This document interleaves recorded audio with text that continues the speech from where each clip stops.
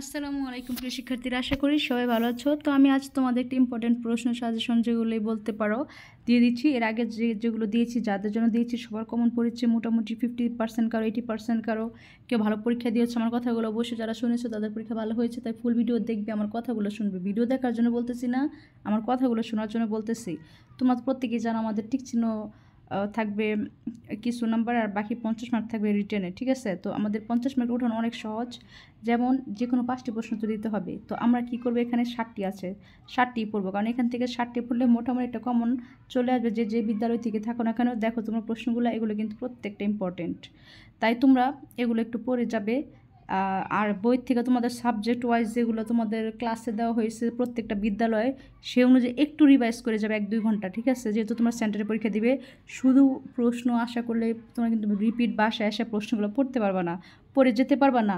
বরং পরীক্ষার আগে তোমাদের সাথে যথেষ্ট সময় থাকে, সারা বছর যদি কেউ একটু পড়েও না পড়ো, পরীক্ষার আগে একটু মনোযোগ দিলে কিন্তু তোমাদের একটা ভালো রেজাল্ট হওয়ার সম্ভাবনা আছে। এখানে সৃজনশীল থাকবে 4টি দিতে হবে, 4×10 = 40। তার মধ্যে আমাদের এক্সট্রা অতিরিক্ত প্রশ্ন থাকবে, তোমাদের সুযোগ থাকবে। তোমরা তো জানি আমি প্রত্যেকটা প্রশ্নে বলি ক এবং খ সৃজনশীল আমাদের মুখস্থ দিতে হয়। গ ঘ উদ্দীপকের সাথে মিল রেখে একটু যদি তোমার ধারণা থেকে থাকে, সেই ধারণাটুকু লিখে উদ্দীপকের সাথে এই মিলটা আসছে বলে দেন শেষ, আমাদের লিখে দিবা, হয়ে গেল আমাদের কাজ। এরপরে হচ্ছে আমাদের যেটা করতে হবে সেটা হচ্ছে আমাদের খুব সুন্দর করে গুছিয়ে অল্প কথা মূল কথা লিখলে হবে, অহেতুক 2-3 পেজ নিতে হবে, খুব লিখতে হবে এরকমটা কিন্তু না, ঠিক আছে? তাই একটু মনোযোগ সহকারে লিখবে, সুন্দর করে গুছিয়ে লিখে দিবে, হয়ে যাবে সমস্যার সমাধান। এরপরে দেখো এখানে আছে তোমাদের 2 নম্বর সৃজনশীল। তার মধ্যে এর উত্তরগুলো প্রশ্নগুলো হচ্ছে যে ধান বৈজ্ঞানিক নাম কি, ছত্রাক খাদ্য উৎপাদন করতে পারে না, এখানে দেখো এটা কিন্তু মুখস্থ। আর গ ঘ উদ্দীপকের সাথে মিল রেখে শিক্ষক শ্রেণীবিন্যাসের ভিত্তিতে তালিকা তৈরি করার পরামর্শ দেওয়ার কারণ ব্যাখ্যা করো। এরপর শ্রেণীবিন্যাসের ভিত্তিতে তালিকা না করলে আকমল সাহেব কী ধরনের সমস্যার সম্মুখীন হবেন বিশ্লেষণ করো। তো এগুলো তোমাদের একটু মনোযোগ সহকারে খেয়াল করে দেন, এগুলো লিখতে হবে, পড়তে হবে। তোমাদের শ্রেণীবিন্যাস সম্বন্ধে ধারণা থাকলে তোমরা লিখতে পারবা, তাই শ্রেণীবিন্যাসটা খুব ভালো করে পড়তে হবে এই টপিকটা। এই প্রশ্ন দেখে তোমরা কী বুঝতে পারতেছো, হুবহু এর উত্তর পড়ে যেতে হবে না, তোমরা শ্রেণীবিন্যাস সম্বন্ধে পড়ে যাও, এটা একটু গুছিয়ে লেখার চেষ্টা করো, দেখো এমনিই পারবা, কোনো সমস্যাই নেই তোমাদের, কিন্তু পড়তে হবে, পড়ার কোনো বিকল্প নেই। এরপরে দেখো আমাদের আমি যে প্রশ্নগুলো পড়াচ্ছি সেই টপিকগুলো ফুল তোমরা পড়ে যাবা, সেই টপিকগুলো ইম্পর্টেন্ট, ইনশাল্লাহ কেউ ফেল করবে না। তো উল্টো আর ভালো নাম্বার পেয়ে তোমার নিজের অবাক হয়ে যাবে যে আমি এত ভালো নাম্বার পেলাম, সারা বছর পড়লাম না। অনেকেই তোমরা টেনশন করা যে সারা বছর পড়ে পরীক্ষার আগে পরীক্ষা পাস করা যায় না, অনেক ভালো নাম্বার ওঠানো যায়, শুধু পাস না। তোমরা একটু মনোযোগ সহকারে পড়ো। এরপরে প্লাস্টিডকে বর্ণ গঠনকারী অঙ্গাণু বলা হয় কেন, তরল যোজক টিস্যুর কার্যাবলীগুলো কী কী, দেখো এটা কিন্তু মুখস্থ। এরপর দেখো 5 রাজ্য শ্রেণীবিন্যাস অনুসারে এর শারীরিক বৈশিষ্ট্য বর্ণনা করো। তাহলে আমাদের কী করতে হবে, শ্রেণীবিন্যাস অনুযায়ী আমাদের পড়তে হবে। বিবর্তনী বিকাশের মাধ্যমে এ এবং বি এর মধ্যে তুলনামূলক বিশ্লেষণ করো। এ নমুনা কি অরিজা স্যাটিভা, বি নমুনা ট্যানোলোসিয়া ইলিসা। তো তোমাদের বুঝতেই পারতেছো ওগুলো বৈজ্ঞানিক নাম। অরিজা স্যাটিভা কি ধান, এরকম তোমরা প্রত্যেকটা জিনিস চিনে চিনে পড়লে কিন্তু হয়ে গেল। এরপরে দেখো আমাদের 4 নম্বর সৃজনশীল আছে। 4 নম্বর সৃজনশীল আমাদের আছে এখানে লসিকা কোষ কি, অঙ্গধারা তন্ত্র গঠন ব্যাখ্যা করো, উল্লিখিত টিস্যুর গঠনগত বৈশিষ্ট্য। তাহলে আমাদের টিস্যুর সম্বন্ধে আমাদের যে এই অধ্যায়টা আছে, কোষ ও টিস্যু, এই অধ্যায়টা আমরা খুব ভালো করে পড়লেই কিন্তু এই টপিকগুলো একটু পড়লে কিন্তু উল্লিখিত 2টি অঙ্গাণুর মধ্যে বৈসাদৃশ্য কী সেটা বিশ্লেষণ করতে বলছে।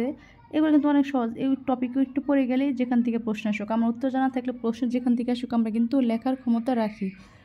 তার তোমরা প্রত্যেকে অনেক ভালো স্টুডেন্ট, একটু পড়লে কিন্তু পারবা, যেহেতু সায়েন্স নিয়েছো, কেউ আর্টস নিয়েছো, কেউ কমার্স নিয়েছো, প্রত্যেকে তোমাদের লেখাপড়ার যোগ্যতা আছে বিধে তো তোমরা লেখাপড়া করতেছো, ভয় পাওয়ার কিছু নেই, একটু পড়ো, দেখবে পড়া অনেক সহজ। এরপর দেখো আমাদের 5 নম্বর সৃজনশীল।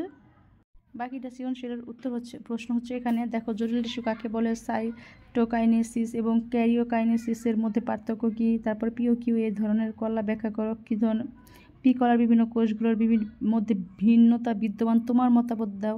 তাই তুমি একটু ওটা জানলে জাস্ট লিখে বলবা এটাতে আমার মতামত, আমি এটাই বুঝেছি, এটা বলতে এটা বলছে, বা শেষ হয়ে গেল। এরপর 6 নম্বর দেখো এখানে ক্রোমোজোম একবার বিভাজিত হয় আর ওয়াই হচ্ছে ক্রোমোজোম 2বার বিভাজিত। এখানে টিউমার কী দেখো মুখস্থ বিদ্যা, স্পিন্ডল তন্তুকালতে কী বোঝে এটা মুখস্থ। এক্স ওয়াই কোষ বিভাজন প্রক্রিয়ার মধ্যে পার্থক্য উল্লেখ করো, দেখো একদম সহজ। আর তোমাদের কাছে যেটা কঠিন লাগবে সেটা তোমরা স্কিপ করতে পারো, স্কিপ করে যে আমি এই অধ্যায় থেকে দিব না, এটা কঠিন লাগে অন্য অধ্যায় তুমি পড়তে পারো, কিন্তু এই অধ্যায়টা খুব ভালো করে পড়তে হবে। এরপর 7 নম্বর সৃজনশীল দেখো এটা আবার সহজ আছে, ইন্টারফেস কি, ক্যান্সার সিস্টেম ব্যাখ্যা করো, গ বি চিহ্নিত অংশের সংগঠিত বিভাজনের যে ধাপে ক্রোমোজোমগুলো মেরুমুখী হয় সেটি সচিত্র বর্ণনা করো। তো তোমাদের কিন্তু এই টপিকগুলো খুব ভালো করে পড়তে হবে। এই টপিকগুলো পড়লে কিন্তু তোমাদের কমপ্লিট হয়ে যায়, তোমরা বুঝতে পারতেছো। ক খগুলো এগুলো কয়েকটা মুখস্থ করলে আর বাকি গ ঘগুলো কয়েকটা টপিক ফুল এটা সম্বন্ধে ধারণা নিলে, যে আমি 5টা টপিক ধারণা নিলাম ইম্পর্টেন্ট, সেখান থেকে তোমার 2-3টা কমন পড়বে। আর সৃজনশীল 2-3টা কমন পড়লে কিন্তু তোমাদের যথেষ্ট এনাফ, তোমার 5 নাম্বারের চাইতে বেশি ভালো পাইতেছো। তাই পড়তে হবে, পড়ার কোনো বিকল্প নেই। এরপর আমি তোমাদেরকে জীববিজ্ঞান যে টিক চিহ্নগুলো সেগুলো দিয়ে দিচ্ছি, এই ক্যাটাগরিতে হয়। আর তোমার প্রশ্নগুলো দেখে বুঝবে এটা কোনো যেন তেন আজারে প্রশ্ন আমি তোমাদের জন্য নেই। এটা অনেক ইম্পর্টেন্ট, অনেকের হুবহু কমন পড়েছে, আবার অনেকে 50% কমন পড়েছে, কারো 80% কমন পড়েছে। টিক চিহ্নগুলো কিন্তু এইভাবেই হবে, এই আকারই হবে। তাই তোমরা অবশ্যই এখান থেকে দেখে নাও কীভাবে হতে পারে, কোনগুলো ইম্পর্টেন্ট। হ্যাঁ, হুবহু যেখান থেকে তোমাদের পড়তে হবে, বা এগুলো তোমার কয়েকটা যদি করে যাও এখান থেকেও আসবে। তারপরে এই টপিকগুলো রিডিং পড়ে যাবে। তুমি এই টিক চিহ্নটা পাইতেছো না, এই টপিকের রিডিং পড়ে যাও, থেকে এমনি পাবা। এতে তোমার আরও কয়েকটা তোমার 100% শিওরিটি হয়ে যাবে যে আমার একটা টিক চিহ্ন পড়তে গিয়ে, যেমন স্পিন্ডল যন্ত্রের তন্তু যখন সেন্ট্রোমিয়ারের সাথে লেগে থাকে তখন কি বলে, এটা তো যদি তোমাদের বুঝতে পারতেছো যে আমার স্পিন্ডল তন্তু যন্ত্র এগুলো কোন সাবজেক্ট, কোন অধ্যায়ে কোনটা আছে। সাবজেক্ট তো জীববিজ্ঞান, কোন অধ্যায় আছে, কোন টপিকে আছে, সেই টপিকটা রিডিং করলে তোমার কতগুলো কমন পড়বে জানো, তোমরা নিজেরাও জানো না। এটা তো পাবাই পাবা, আরও এক্সট্রা পাবা। তো তোমরা এটাই খুঁজবে না, এটা পড়তে, এটা নিজেরা যদি খুঁজতে যাও তাহলে আর অনেকগুলো পাবা, তোমাদেরই লাভ হবে।